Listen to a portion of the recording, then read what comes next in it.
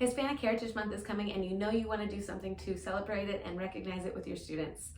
Sometimes your curriculum doesn't allow for a long amount of time being used for something like this. So in this video, we are going to talk about a one-day lesson plan you can use to celebrate Hispanic Heritage Month without deviating too far from a required curriculum, pacing guide, or timeline. Hey, it's Ashley, aka Senior to Spanish, and I'm here to help you save time, energy, and reduce your stress level and workload. If you're new here, make sure you click that subscribe button and ring that bell. And all the links to everything that I'll mention will be linked below in the description of this video. Let's chat about a one-day lesson you can use for Hispanic Heritage Month. This virtual field trip activity is something that I've done with 6th through 12th grade exploratory Spanish 1 and Spanish 2 students in 45 to 50-minute classes. If that sounds like you in your setting, keep watching because I'll share the setup, the flow of the lesson plan, and some tips to make sure it goes smoothly.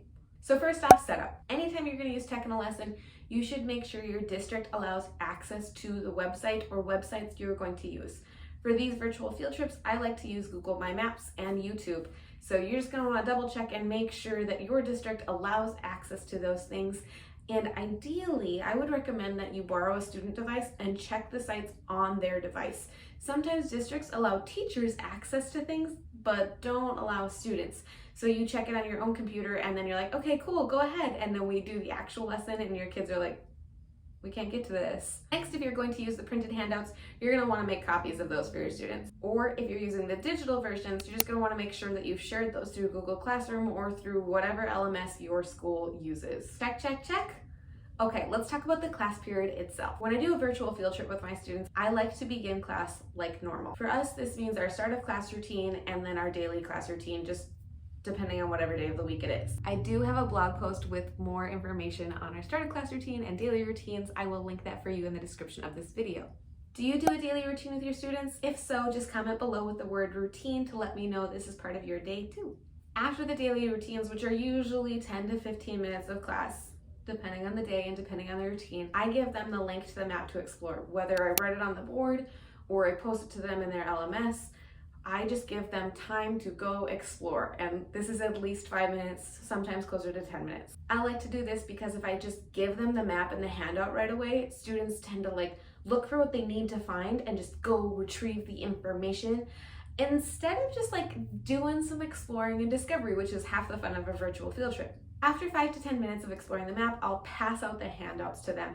I usually prefer to do the printed handout. So if my students are in class with me, I like to print copies of them and give them the questions, give them the graphic organizers to do in class. And the reason why is because I know that personally, if I were to do one of these, I would much prefer exploring on my computer and writing down the information rather than having to switch tabs.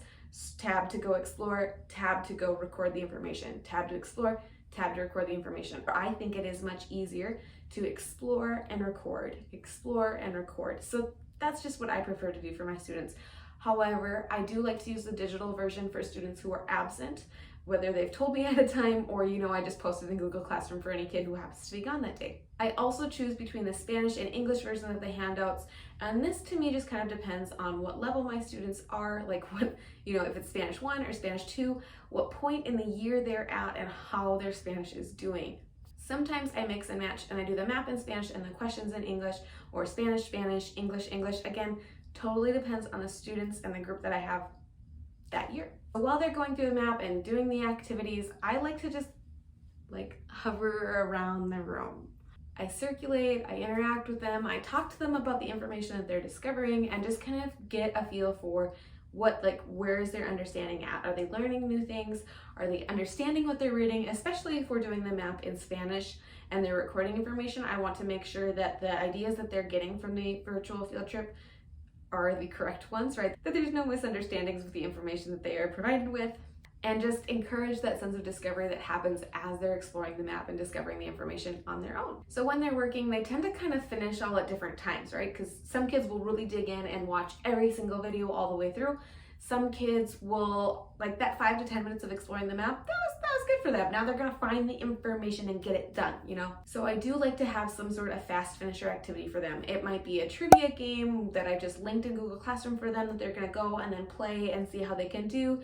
It might be some sort of printable hands-on puzzle where they try and match up different pieces. Again, Whatever it is, I like to make sure that the fast finisher is related to the topic of the virtual field trip. So for this example, I would do something to help them dig into more about Hispanic Heritage Month. This way, you don't have as many classroom management issues when they finish because they know once they're done, they have something else to move on to. I have a blog post with a bunch of activities that could work well for fast finishers for this. I will make sure that that link is in the description of this video as well. There you have it, a one-day lesson plan to celebrate Hispanic Heritage Month with your students. I know even though you're celebrating Hispanic heritage year-round, it is kind of nice to do something special to highlight and recognize this month that we have set aside for this. If you want to, this lesson works really well as an activity for your Spanish club as well. So I know at the beginning of the video I was talking about how sometimes your curriculum is really tight and you don't have a lot of room in it.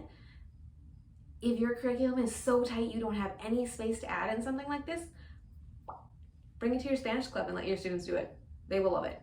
One more thing I wanted to share with you as we're talking about celebrating Hispanic Heritage Month is a few ideas for ways you can bring it from your classroom to your school community as a whole. If that's something you're looking for, make sure that you check out the video that I will link here for you on the screen. Please remember to give this video a thumbs up if you liked it, or a thumbs down if you didn't. Don't forget to hit that subscribe button and ring that bell so you get notified of all new content I create for you in the future. Oh, and if this was helpful for you, please consider sharing it with a teacher friend so it can help them too. Okay, that's all I have for you today, but I would love to hear your thoughts about this lesson plan. Come visit me over on Instagram and either send me a DM or just comment on a post and let me know what you thought of this or ask any questions that you have about this plan. All right, I'll talk to you soon. Bye.